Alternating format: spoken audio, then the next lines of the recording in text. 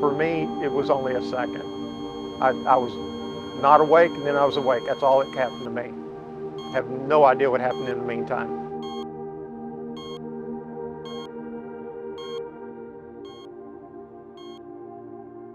On August 19th, 2021, my husband and I came to the gym, just like always.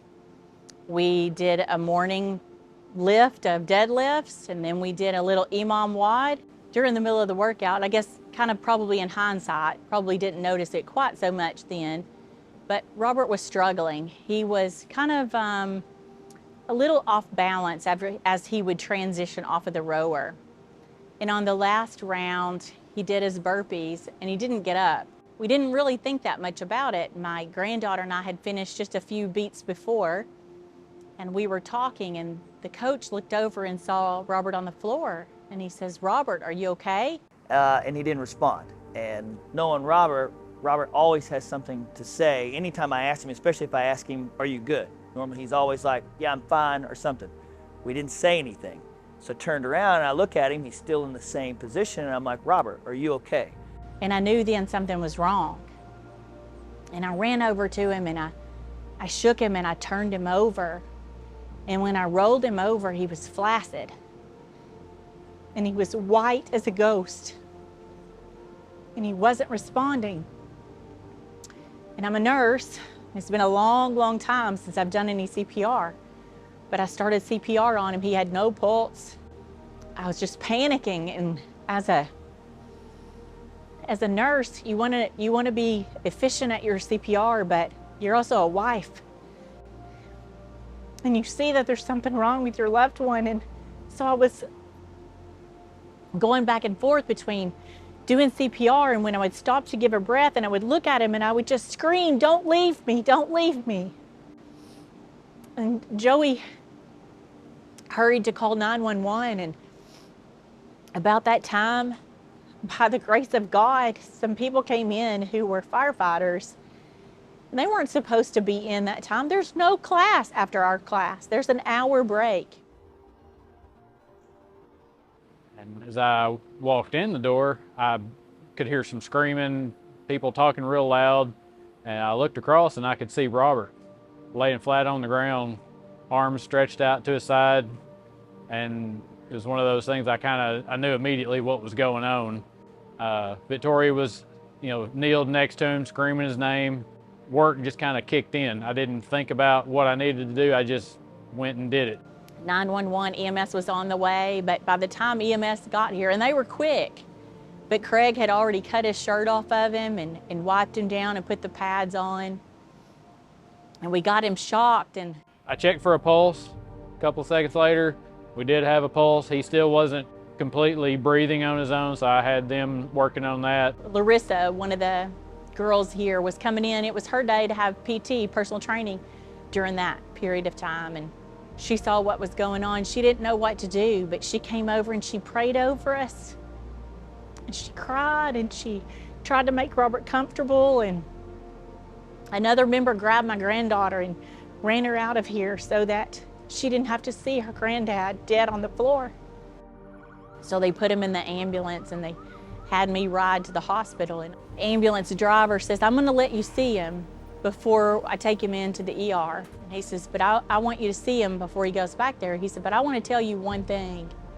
He said, "Craig Hicks saved your husband's life." I said, "I know."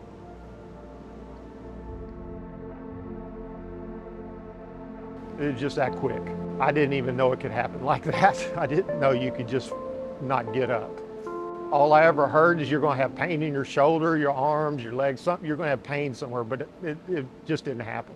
I had no idea I was even that close to a cardiac arrest. I just went down and didn't get back up again. Next thing I know, I have EMS around me. I had my wife trying to give me chest compressions, and I had no idea. It was just that quick. I assumed it was my age, I just thought, well, I'm just older and I can't do what I used to do. That's fine. I'll just do what I can. I was always out of breath when we'd run. I always felt like I just wasn't doing as good as I should, but I had no way to know.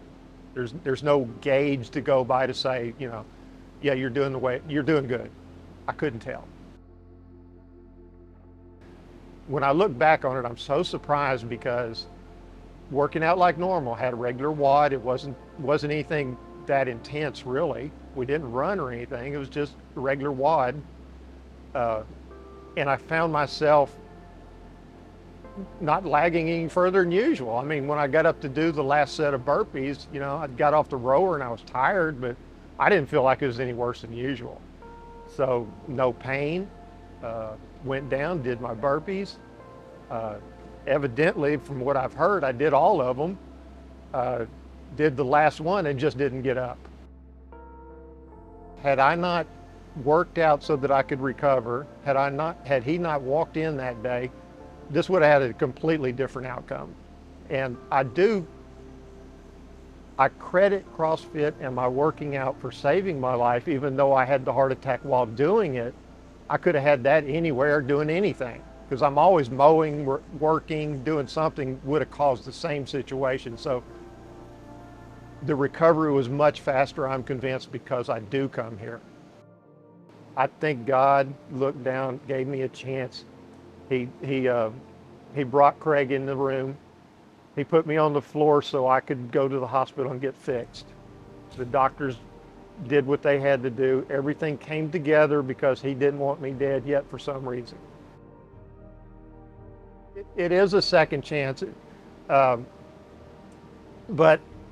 my wife and I just renewed our wedding vows.